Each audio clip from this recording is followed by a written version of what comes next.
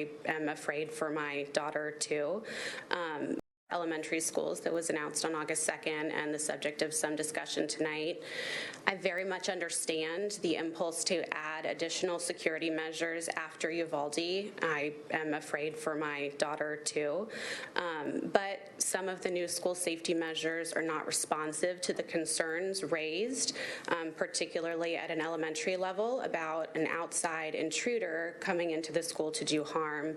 I don't know the data that was mentioned earlier about threats coming from within the school, but I wonder if that data is different when broken out among the upper grades versus the younger school students. I understand that this program and the Safety Ambassador program would be staffed with retired MNPD officers who would be unarmed and essentially radio to the nearest police precinct in the event of a threat. It's unclear to me what value they're adding relative to the potential risk. If officers are intended to identify an intruder from the outside of an elementary school, there's no reason for them to be patrolling inside of the school or even entering the school building at all. I'm also concerned about the intent to staff this program with retired MNPD officers who, it seems to me, may have a more fixed mindset about issues like student behavior and discipline, the value of social and emotional learning, and issues of equity and inclusion for kids. The plan also calls for on-duty MNPD officers to act as a visible presence in elementary schools. Studies have shown that's not effective and has a negative effect on student academic performance and trust in adults at the schools. And as Seamus said so beautifully just a moment ago, it does not actually work in preventing school shootings. That's what the studies show. What I'm afraid they'll end up doing is harming the learning environment. My daughter was so excited to start first grade yesterday, and as we drove up to the school, she had two questions for me. What did I think her teacher was going to be like, and why did she see so many police officers there? And what I'm worried about is that she will end up having more harm come to her than good as a result of this policy. Thank you for your time. Thank you. That concludes this portion of public participation. Please pardon my interruption, but I was supposed to speak tonight as well. Could you give us a moment? Give me your name, and then Mrs. Bobo, would you mind? It's Grace Olson. It did not appear to be on the list. We're doing some fact checking now to look at the Google form.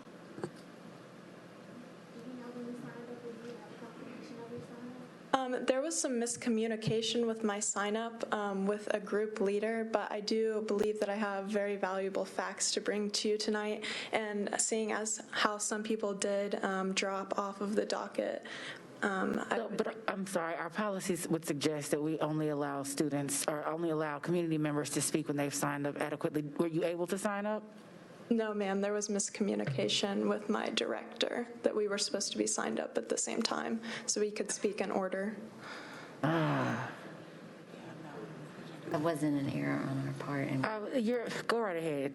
Thank you so very much. I really appreciate it. Hello, everyone. My name is Grace Olson. I am a senior at MLK, and I represent District 5. Nature education is something that has been put off for far too long. In my 11 years within the MNPS school system, my classmates and I were never given the opportunity to step foot in nature, nor taught about the environment. Let's get back to the basics, back to nature, where we love to learn and evolve from. I guarantee that every one of you all got to explore the outdoors during your school-age years. Nature is not a privilege, it is a necessity. It is proven that nature promotes learning through increased self-discipline, attention span, and physical activity. Students that are involved in nature-based learning have a higher GPA, which would inevitably increase MNPS's graduation rates. Equity is the first major issue. MNPS says that they are making strides towards combating the issue of equity, but are you all truly doing everything in your power? My school is located only a few blocks away from Jefferson Street. According to Brookings, the area surrounding Jefferson Street has the highest incarceration rate in the nation at an astonishing 14% and a child poverty rate at 42% compared to the new national average of 14%. These children do not get the opportunity to go outside and play, much less learn about the environment. They are worried about how they are going to feed themselves, stay out of trouble with the law, and try to sleep at night before having to go back to school the next day. That is exactly why we have to bring the said nature-based education into the school system. We need to introduce it to the curriculum to get people outside so they know they can make change, or at the very least know how the earth functions and grow their own food. In every section of the MNPS curriculum and instruction page online, there's something closely related to students understanding the world through real-life experiences. The environment is the first step to understanding the world, quite literally. Why would we not start taking steps to achieve this goal? Although we have to abide by Tennessee learning standards, I believe that I will use my personal found knowledge about the environment more so than I will ever use polynomials or logarithms. At first, we can take these simple strides towards introducing nature-based education in the classroom. There are already states that have easy-to-follow models. Why do we need to keep coming up to this podium to discuss this urgent matter? We, the students and teachers, are the ones experiencing the effects of your decisions. Considering the people behind me in green, along with the majority of this MNPS student body, I feel confident saying we want direct action. All we are asking is for you to work with us. What are the next steps moving forward? We demand action. Thank you for your time. All right, that concludes our public participation. We'll now move on to the consent agenda. We've already adopted the agenda as listed. Do I have a motion to accept the consent agenda? So moved. All right, we have a motion. Do we have a second? Second. A motion and a second. All in favor, please raise your hand. All right, we'll now move on to A2, extension of K-5 literacy instructional materials adoption. We already discussed this in the Teaching and Learning Committee meeting. Some of us were not here for it. I'll entertain a motion. This is Poopa Walker. I move to extend the adoption of Wit and Wisdom for K-5 literacy through the 2025-26 school year. All right, do we have a second? Second. All right, we have a motion and a second. Mrs. Discussion. Yeah, discussion. We have a motion and a second. Discussion, Mrs. Tyler, goodness. Yeah, we did not discuss the extension of the literacy instructional manual during our Teaching and Learning Committee that I chaired. So I'm a little disappointed to see that we're just putting it on here to move forward. I have real concerns about the Wit and Wisdom instructional materials. There was a reason why the board decided to only adopt it for 3 years as opposed to the typical 6, and it was because the board at the time, before I was even on it, already had concerns about the rigidity of the curriculum itself.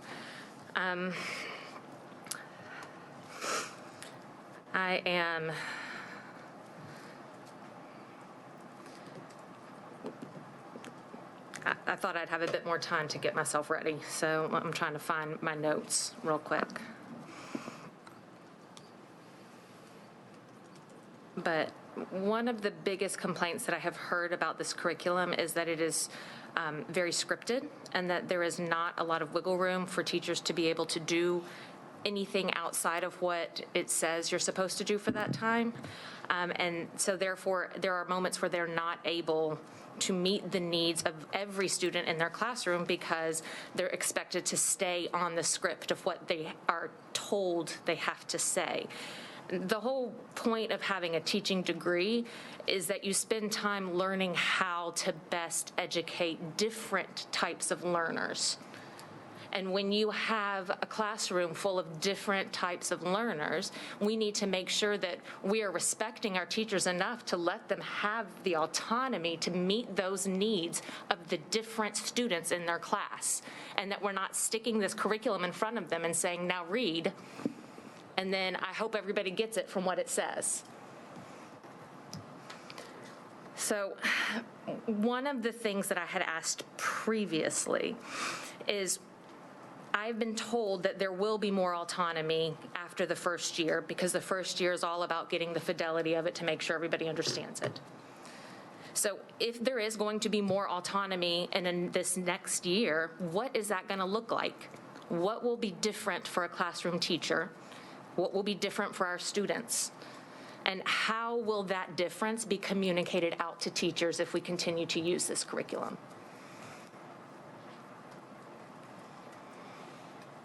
So this, because we've already had, We did not have this discussion. My apologies, maybe I misspoke because I wasn't here for it. So for the presentation, so we've already had the presentation. This is a conversation amongst the board because this is another consent agenda item. So I pulled it off consent agenda because I thought it might be controversial per our past discussions. And so this is for us to potentially ask questions from the committee. Well, I just asked several. What does more autonomy look like? What will be different for classroom teachers? What will be different for our students? And how will that be communicated out to them? Yeah, so I will invite my team up to the podium. I think we have addressed some of these questions a few times regarding our first-year implementation of Wit and Wisdom, our expectations for implementation across the board, what professional development looks like, and the fact that it's not considered a scripted curriculum that does provide for intentional autonomy around certain selections throughout the implementation of the curriculum. But Dr. Bellamy, I will kick it to you first, so you can share the updates that we have previously discussed. Thank you, Dr. Battle. I'm going to ask Executive Officer David Williams to come up. He's also got some members of his staff who work directly in supporting the curriculum, Aaliyah Washington, whom you've all met before, and Kendra Bush are with us tonight as well, and they can speak to specifics about the questions of flexibility, autonomy, and things of that nature. So I'll go ahead and ask David Williams. And thank you. As David Williams is coming, I will also note that for several weeks, we've provided some updates to the board, particularly specific to Wit and Wisdom and our phase 1 going into phase 2 with our Wit and Wisdom curriculum. So you can also reference that information that has been sent out multiple times. David Williams. Thanks for the question and the opportunity to follow up. I know we ran out of time at the Teaching and Learning Committee meeting on July 12th. But as you said, I think it's important to talk about where there is flexibility, but also I think it's equally important to talk about where we need to maintain high expectations and consistency across the district, because Literacy Reimagined at its core was about excellence and equity. And so if we compromise on expectations and the integrity of the materials, the rigor of the materials, we have created an inherently inequitable system. So I'd first like to outline 5 things where we think we need to maintain consistency, and that's, of course, with the instructional block having the 90 minutes for Wit and Wisdom and 45 minutes for foundational skills. We do think it's critical that we provide access to all of the complex texts that are included in the curriculum, the knowledge building curriculum. In other words, we think it's critical that schools all across the district are providing access to the same set of core texts.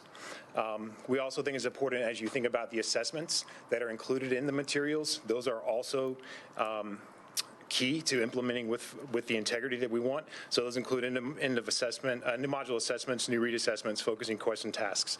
And those are the tasks, and that's the outcome. We want students to be at this point, and we think that we have to maintain that level of rigor. The lesson components themselves. So there are certain components of the lesson: the welcome, the launch, learn, land, wrap, and deep dive.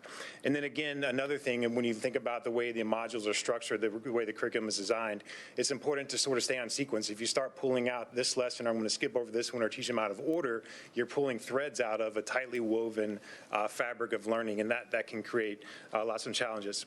So that's the fidelity side. We don't use the word fidelity, we use the word integrity, because we agree with you that it's important for teachers to be able to adapt to the needs of their students, but again, not compromising those high-level expectations. So some examples of integrity where teachers would have autonomy would be in the instructional routines. These are the means to those ends, right? So if they want to swap, say, a think, pair, share with a mix and mingle, instead of a jigsaw, they could do a 3-2-1 reflection. They can certainly adjust from partner work to small group.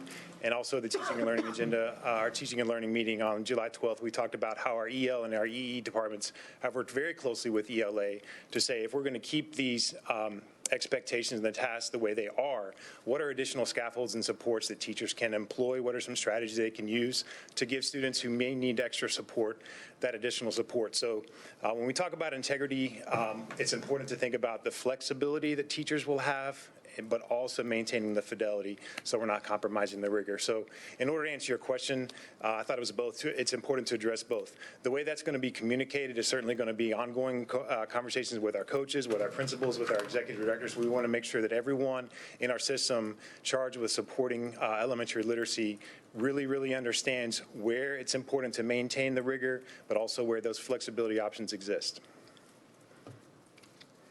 Thank you.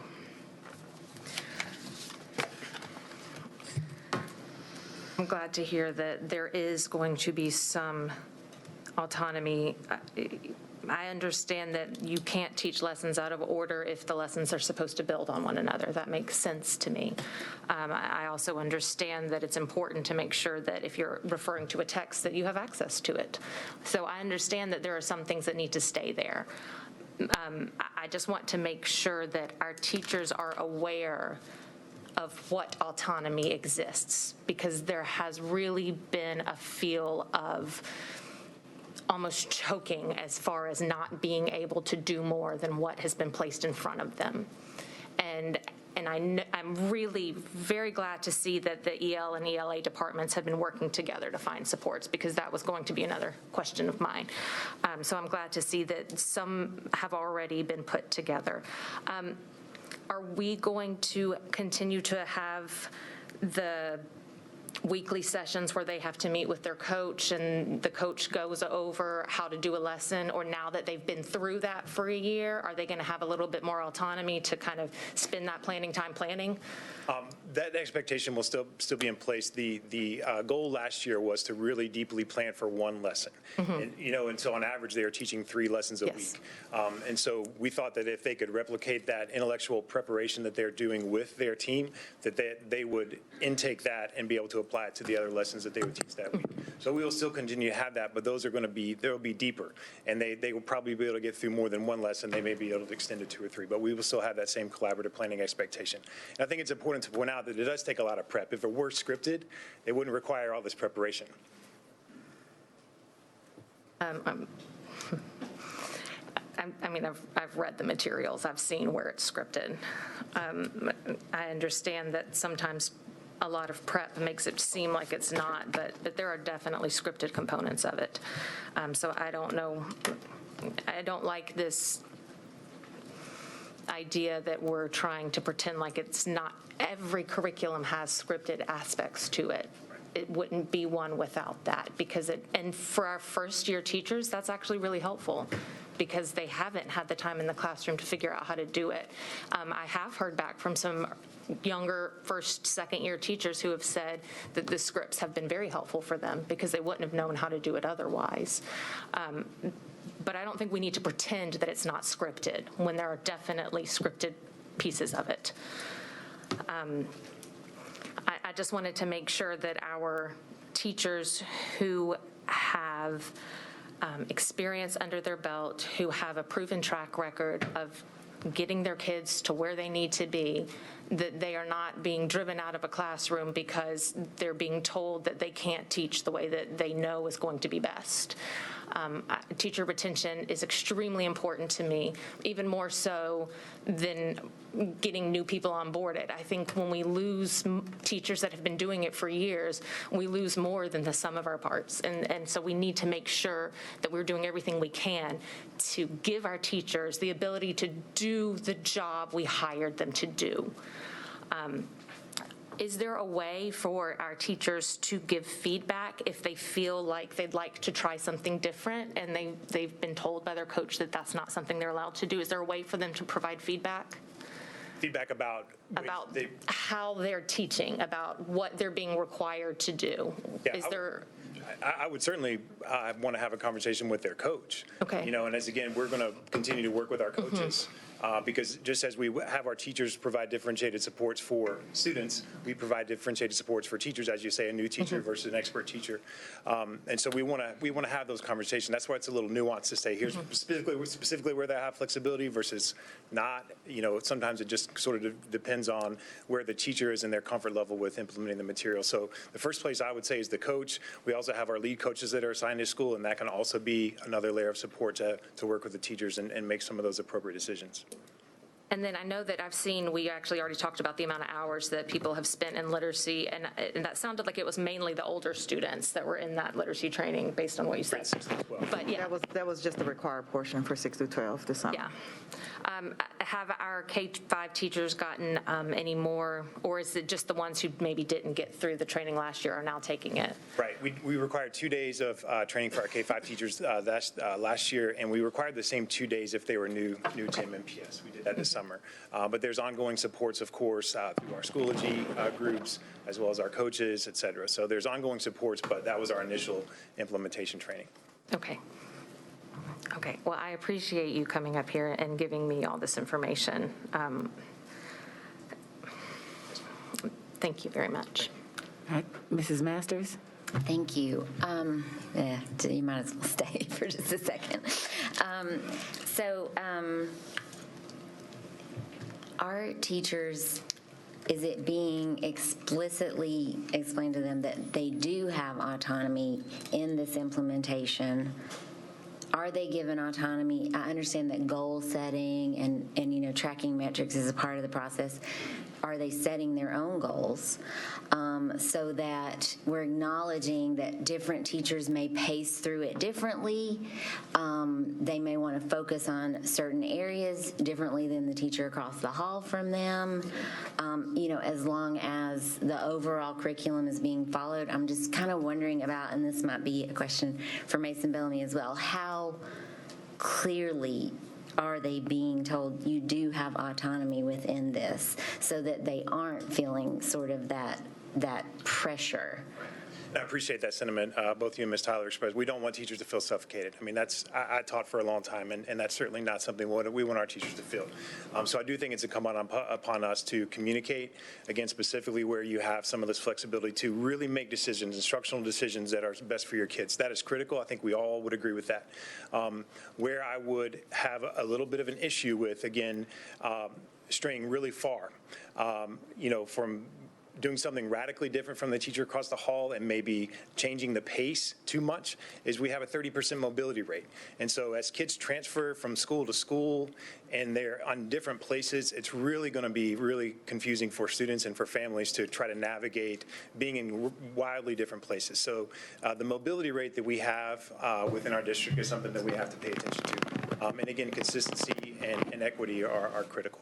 David, if I'm correct, if I'm remembering correctly, in the curriculum itself, there are places where it calls out where there are some options for flexibility and adjustments. It is called out in the curriculum itself, correct? Recommended scaffolds, recommended differentiation points, that's right. But Ms. Masters, I would say that some variance is natural. I mean, some variance is going to happen, but again, if I'm making radically different choices and I'm going to skip to the third module and we're in the first quarter, obviously that's going to present a challenge. Okay, I do understand that. I guess I think that part of the beauty of a truly amazing teacher is the ability to have that constant communication with their students. And, if the students get really excited about something, to take a moment and dig in on that a little bit further, because all of the students are unique, and they're unique when they come together in the classroom. And I just think, it pains me to think,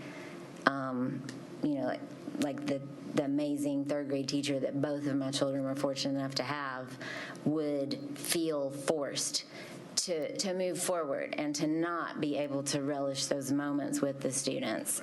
Teachable moments, they have a name. Yes, those teachable moments. I agree with you. And so I just want to be sure that that is communicated to our teachers. I want them to feel it's all well and good to have the best paid teachers in the state, but I want them to also truly understand that we recognize them as professionals, and they come into the classroom with a lot of training, so I don't think we need to be teaching them how to teach.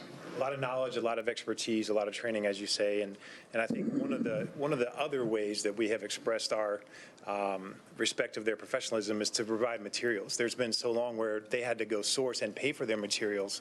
So at the same time, what we're doing is providing materials. So now it's how to best use these to meet the kids where they are and what their needs are. So I certainly agree with you on that point. All right, Mrs. Pooper-Walker, Mr. Little. I just want to, I know we aren't in the business of doing causality, but I am very encouraged about the progress we've made this year. I think implementing a change after we just got started on this would be unhelpful. I also think we're about to implement new math standards. I think asking teachers to take on another round of change would be hard. I also really believe that our literacy scores have been too low for too long. And to have ambitious, rigorous standards that teach, and I'm not saying teachers don't want to be rigorous and don't want kids to excel, but I think we have to do something different, and I feel like this is something that I'm encouraged by and I support, and I would like to see us play it out and see and do the full implementation and then have that discussion again. I think the reason we took the 3-year, I was here for that vote, to cut it in half was simply to acknowledge, let's give this a moment. We've done that. I'm encouraged by our results. I think we need to stay the course. So, Thank you. Mr. Little? That was just it, speaking to the academic achievement, so I won't repeat. All right. Mrs. Tyler?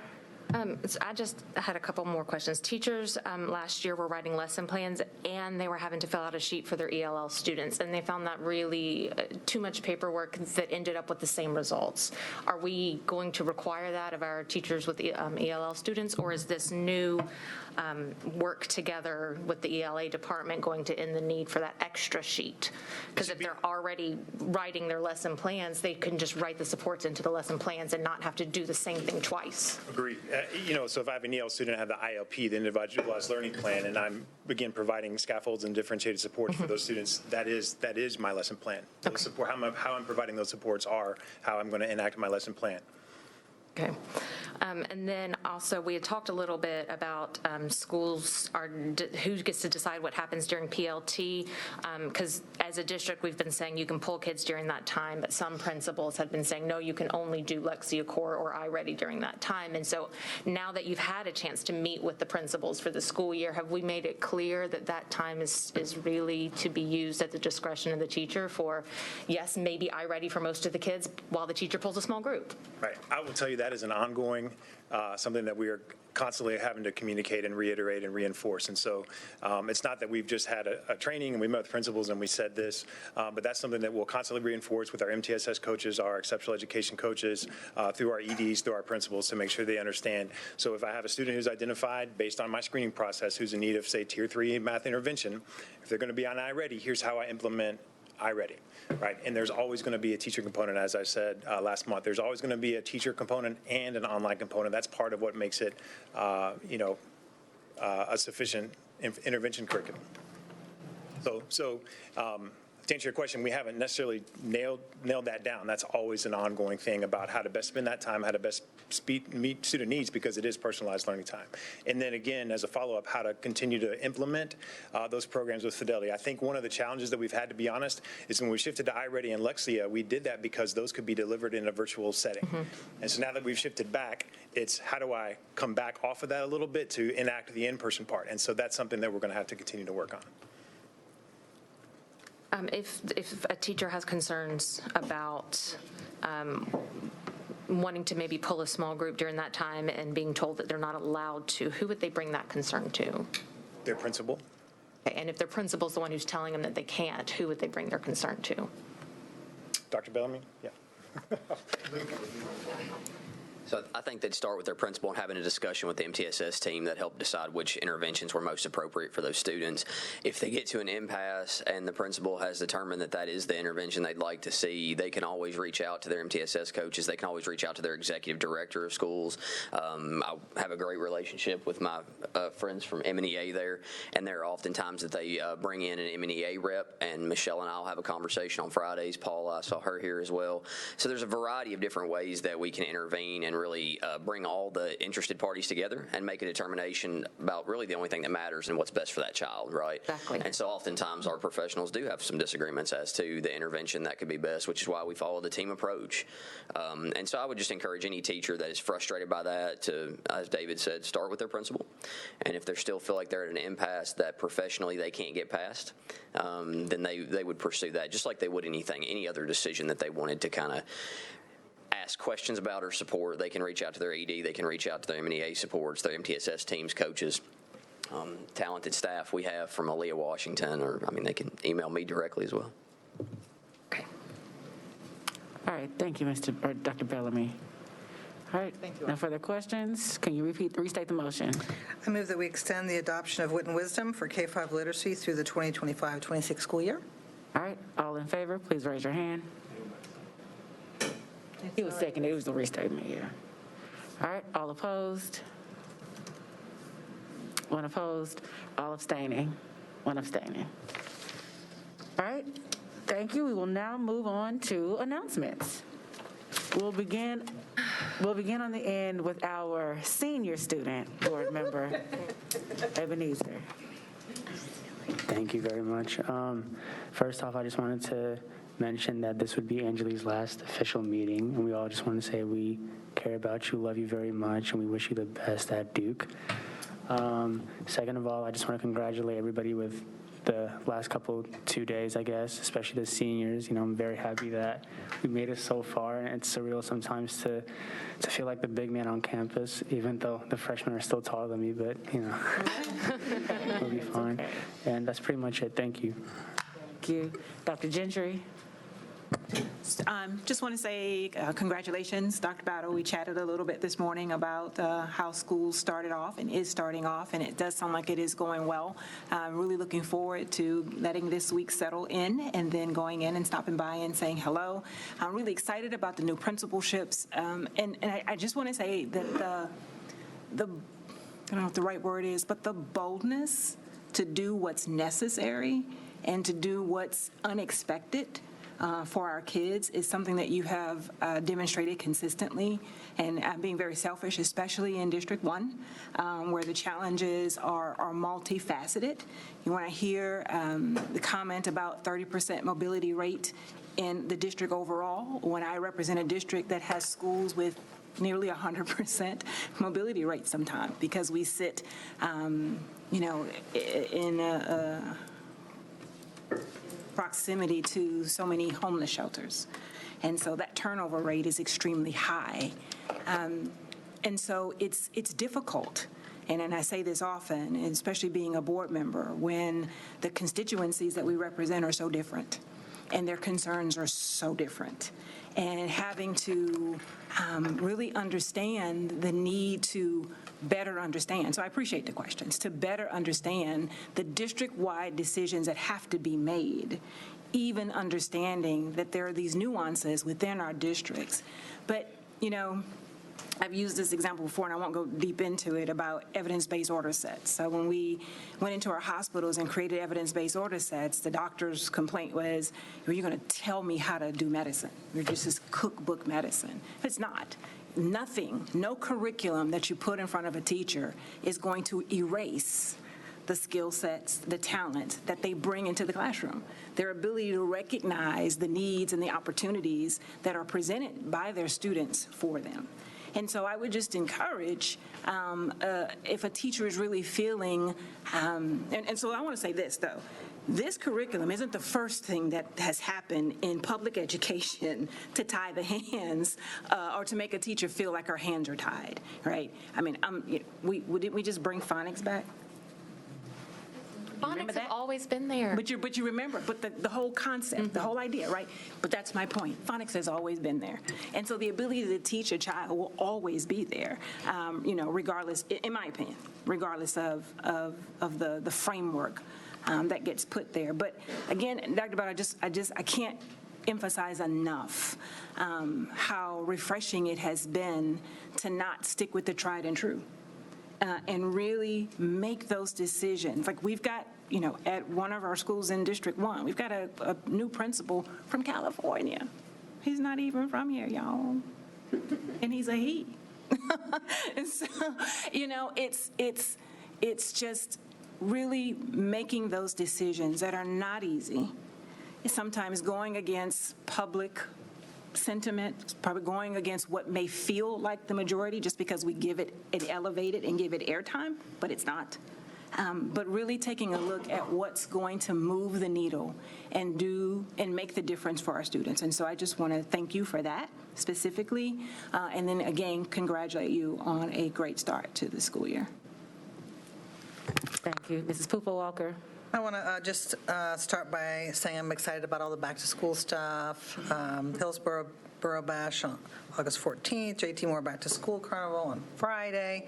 I want to say thanks to all the staff for making sure schools were ready for our kids on day one. I want to wish happy birthday to Christian Buggs and Sharon Gentry on Monday. They celebrate a birthday. Happy birthday.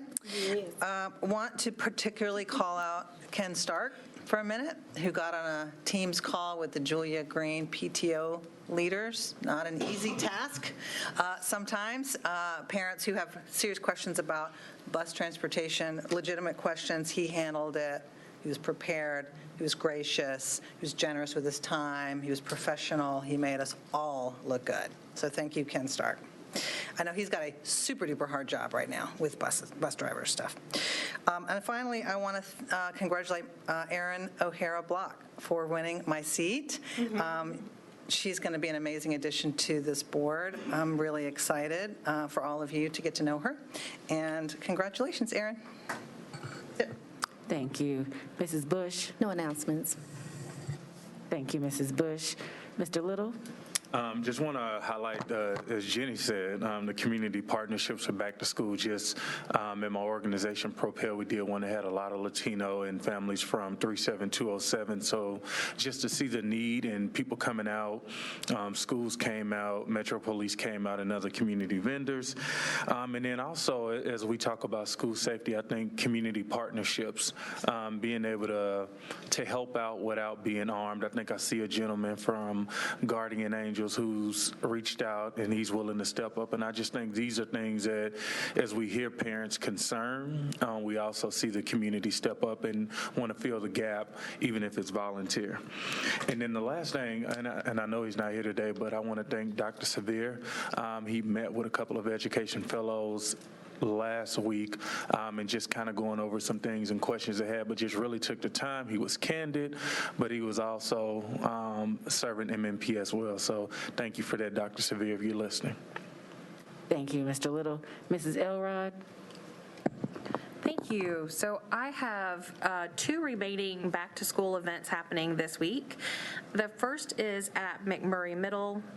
Theirs is on Thursday, the 11th, from 5 to 6:30. That's when their parent open house will be, as I knew so many other families were busy last week with their back-to-school experiences. And then the Creve Hall Elementary's annual back-to-school picnic will be held on August the 12th from 5 to 7 in the school parking lot. That's always a big event, so please be advised to do that. I always encourage families to join their PTO, PTA. That's always the best way to figure out what's going on inside your school and what the needs are there, so get hooked up that way. And of course, if you need any help, we're always happy to plug you into the right place on that. I also had the honor of getting to speak to United for Hope about 2 weeks ago, and I really wanted just to publicly say that I appreciated all those community helpers in our community model schools that we have. Those assistants that we have from those places of worship are instrumental to specifically some District 2 schools in providing meals and tutors and other things. And so I really appreciated that opportunity and getting to speak to them and thank them for their service on behalf of the board. Thank you. Thank you, Mrs. Elrod. Mrs. Player. I just want to recognize the passing of Shanka White-Dugaray. She's an MMPS alum, and she was also a teacher at Buena Vista. She was also my classmate at Fisk, and she was also just featured in the feature film of Elvis, singing, making her national debut. She was literally a part of the soundtrack of my college career at Fisk, and she was just about to go back into teaching after her career before her untimely passing. So just want to give condolences to the family, but then also just someone who had a very big passion for kids. And if you knew Shanka, she had a big spirit, a warm and motherly heart, and made everyone feel warm and welcome and loved like no one else. And I wish she would be able to come back to MMPS and sing to all the kids and be able to brag that she was in a big national movie. But I just want to recognize that someone who's a former teacher and a former student of MMPS, that no matter how you start or where you come from, that you can have a big and beautiful life and make it to the big time, and show that even with your adverse experiences, you still can succeed and soar. So I just want to honor Shanka White Dugaray's life. Thank you. Thank you, Ms. Player. Mrs. Masters? I want to add to what Frida had to say about that, and I wanted to let everyone know that with help from MMPS Communications, we were able to put together a certificate for Shanka's family. One of her friends and another MMPS classmate had reached out asking us to do that, and I'll forward that to all of the board members. And I just heard from her friend saying, thank you for taking the time to create this beautiful certificate for my friend. And I was really moved that her classmates from Maplewood High School knew that being an MMPS graduate was so important to her, that it meant something for us as a district to honor her. And I did not know that you were her classmate. Wow. I also want to say thank you to Councilmember Emily Benedict and to our East Precinct Commander of MMPD, and to our NDOT team, and to PTO leaders at Dan Mills Elementary School. Just before school was about to get started, we all met up on Greenland Avenue to talk about the hot mess that is drop-off. At Dan Mills. I get to say that because I went through that drop-off for 8 years. And Councilor Benedict and I sent a letter together to the families, letting them know that there is no parking on that street. There's never been parking allowed on that street, but everybody just does it anyway. And I've got to tell y'all, Emily Benedict has been out there 2 mornings in a row, very nicely and lovingly letting people know what the deal is, with help from MMPD. And NDOT will be putting up more signs very soon. They've been ordered. So thank you, Councilor Benedict, for that. It was just a great representation of wonderful partnership. I'm also really excited that we passed as part of our consent agenda that our staff will now be eligible to ride the MTA buses at no cost. And I'm very proud of the work that our contracting team did along with MTA to make sure that that could happen and that they could be a part of that. And I'm excited about the rollout of that for our staff. I also want to reiterate, especially considering Claudia Schink's comments tonight about magnet schools, that I am still very much interested in having a work session to talk about our magnet schools, perhaps appropriate for the next retreat. And I am planning to recommend some amendments to our magnet school policy at the board level. Be on the lookout. And finally, I want to say, as a recipient of a Plant the Seed grant while I was a PTO volunteer, I'm personally devastated by the notion that a garden so generously funded and so lovingly grown could be so carelessly destroyed as a result of what surely was simply a lack of communication. So I would like us to talk about how at the board level, at an administrative level, we can keep that sort of thing from happening when community members, parents, families, students, teachers have all worked so hard to create something. So I'd like us to continue that conversation as well.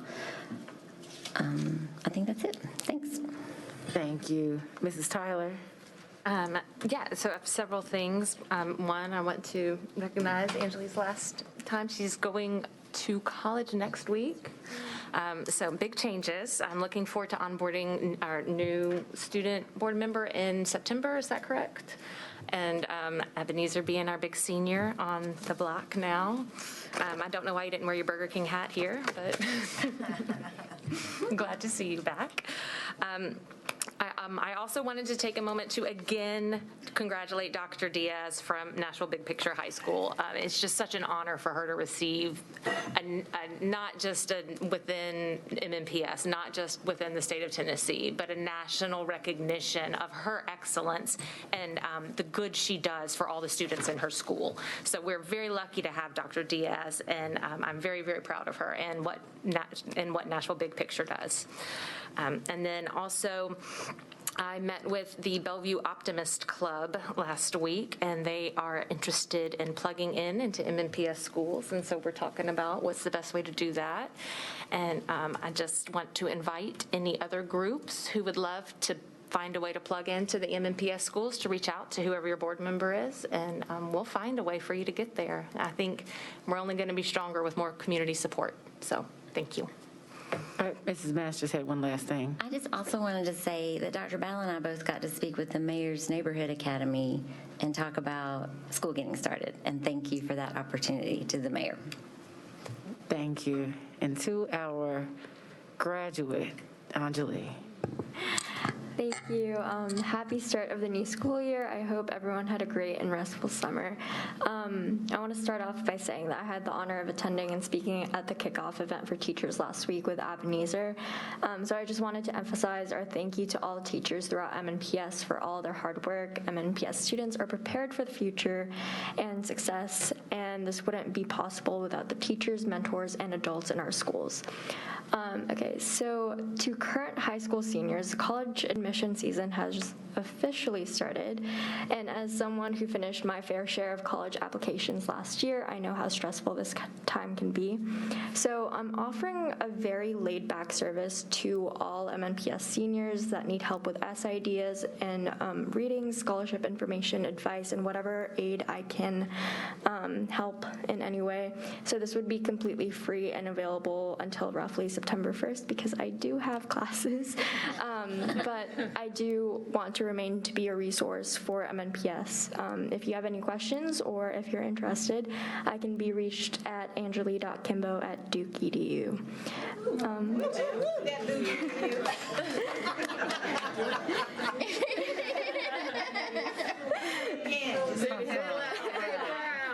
What.edu? What? Just my first and last name with a period, anjali.kimbo@duke.edu. So,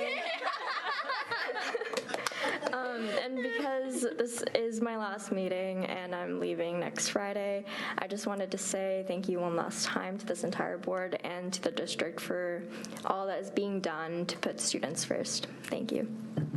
Thank you.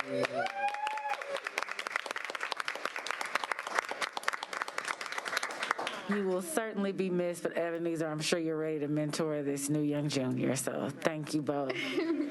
Yes, so thank you all for all the bashes that took place over the past week, maybe 2 weeks. I'm sure our community is just still, I don't know, bursting with joy, and wallets are still a little bit more full because volunteers stepped in to support and donate to our students. That's really it. I'm just so excited for the beginning of this school year and the end of my term as chair. So be there no further business. This meeting is adjourned. You have one more meeting.